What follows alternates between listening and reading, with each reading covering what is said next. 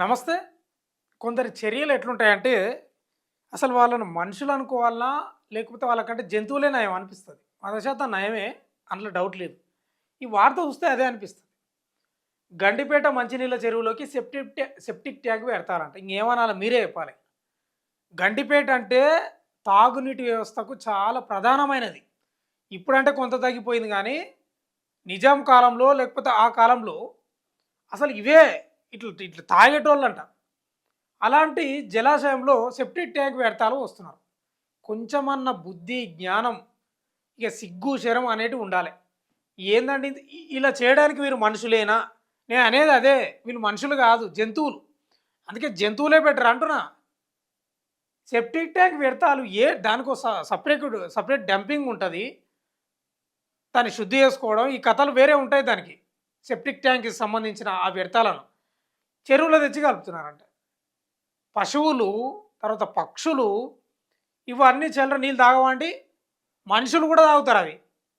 కొంచెం మన సిగ్గు, శరం లేదు నిజంగా. మనుషులకు ఎట్లా అయిపోయారంటే, డబ్బు కోసం ఇంక మన భాషలో చెప్పాలంటే ఇంక అది కూడా తింటారు.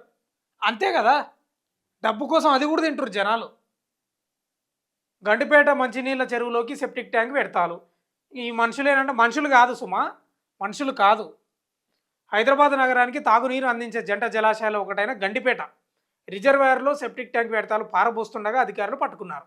మోయినాబాద్ మున్సిపాలిటీ పరిధిలో హిమాయత్ నగర్ సమీపంలో ఎఫ్టీఎల్ పాయింట్ నెంబర్ 428 వద్ద బుధవారం ఉదయం సెప్టిక్ ట్యాంకర్ వ్యర్థాలను పారబోస్తుండగా స్థానికులు గమనించారట. వెంటనే అధికారులకు సమాచారం ఇవ్వగా పెట్రోలింగ్ అసలు పోషణోని కుటుంబ సభ్యులు ఉంటారు కదా, వాళ్ళ ఇంట్లోకి పోయి తాపియాల నీళ్ళు. నిజంగా ఈ ఎట్లా ఎట్లా తయారైపోయారు అంటే జనాలు. మనం మంచిగుంటే చాలు, పక్కనుండి ఏమైనా కానీ. ఇక పెట్రోలింగ్ సిబ్బంది అక్కడే చేరుకొని పట్టుకున్నారు. డ్రైవర్ను విచారించగా సైదాబాద్ ఏరియాలోని సింగరేణి కాలనీకి చెందిన రమౌత్ శివనాయక్గా గుర్తించారట. ఇక గుర్తించి ఇంక నేను అంటలేను ఆ మాట. కానీ అనంతరం water board SB Usman Nagar section DGM Narahari ఫిర్యాదుతో పోలీసులు కేసు నమోదు చేసి దర్యాప్తు చేస్తున్నారట. ప్రజలు తాగే నీటిలో సెప్టిక్ ట్యాంక్ వ్యర్థాలు కలుపుతున్న వారిపై కఠిన చర్యలు తీసుకోవాలని, ఇలాంటి ఘటనలు పునరావృతం కాకుండా చర్యలు చేపట్టాలని కోరుతున్నారు స్థానికులు. ఏం చెప్తామండి ఈ వార్త గురించి నాకు అర్థం కాదు. ఏం చెప్తాము? ఒక సెప్టిక్ ట్యాంక్ వ్యర్థాలు ఆ చెరువులో పోసే కంటే ఒక పని చేయండి, డైరెక్ట్ వచ్చి అనాలనా నేను ఆ మాట? ఆ వ్యర్థాలు చెరువులో పోసే కంటే డైరెక్ట్ వచ్చి మీరేగా సిగ్గుండాలే కొంచెమన్నా. ఈ శివనాయక్ అనేటోనికి బుద్ధి లేదా నాకు అర్థం కాదు. ఈ నీళ్ళు నీ కుటుంబ సభ్యులు తాగుతారా, లేకపోతే నీవే తాగుతావా?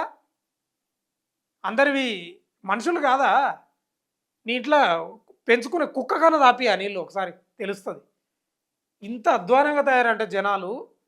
అసలు హైదరాబాద్ అందుకే అంటారు హైదరాబాద్ అంటేనే కల్తీ. నీళ్ళు కల్తీ, గాలి కల్తీ, మనుషులు కల్తీ, ఆ వ్యవస్థ కల్తీ, మైండ్ సెట్లు కల్తీ. ఎవడు ఎక్కడన్నా పోని, ఎవడన్నా జావని, ఎవరికి సంబంధమే ఉండదు. ఏదో బతుకుదేరు కోసం చాలామంది వస్తారు హైదరాబాద్. కానీ పల్లెలలో ఉన్నటువంటి వాతావరణం ఉంటుందండి హైదరాబాద్లో. ఏదైనా తీసుకోండి, వాటర్ అనుకోండి, కాలుష్య గాలి అనుకోండి, పొల్యూషన్, ఇదంతా కల్తే కదా. ఈడేం కావాలని ఎవరేం ఉండరు. అటు సైడు గ్రామాలల్లో ఉపాధి లేకనో, లేకపోతే ఇక్కడ అవకాశాలు ఉంటాయి కాబట్టి ఇక్కడ వస్తారు తప్ప ఈ మొత్తం కల్తే. ఆ మంజీరా నీళ్ళు వస్తాయి, అవి కూడా కల్తే ఉంటాయి. కలర్ కలర్ అసలు నేను ఈ బాటిల్ చూపిస్తున్నా మీకు.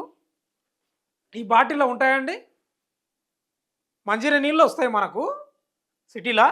ఈ ఈ లెక్కన ఉంటాయి, అస్సలు ఉండవు. అసలు కలరే చేంజ్ ఉంటుంది తెలుసా అవి. అవి కూడా అసలు మరి ఘోరం. నీవు ఏది చూడు కల్తీ హైదరాబాద్లో. ఇక ఈ కల్తీ సరిపోక ఈ కల్తీరి వెధవలు ఆ గండిపేటలో పోయి వ్యర్థాలను కలుపుతున్నారు. ఇంక మీరే చెప్పాలి, మీరే చెప్పాలి వాళ్ళకి ఏం చెప్తున్నారు. ఈ కొంచెమన్నా సిగ్గు శరం ఉండాలి. ఆ పని చేసేటప్పుడు కొంచెం ఆలోచన చేసుకోవాలి. మనం మనుషులేమే కదా, మనకు కూడా కుటుంబాలు ఉన్నాయి కదా. మన ఇంటికాడ కుక్కలో కోళ్ళో లేకపోతే పశుపక్షాదులు ఏమైనా ఉండేమో కదా, ఇవన్నీ అవి కూడా తాతాయి కదా అని ఆలోచన చేసుకుంటే ఈ బుద్ధి ఉండాలి. కొంచెమన్నా బుద్ధి లేకుండా ప్రవర్తిస్తుంది జనాలు హైదరాబాద్లో అయితే.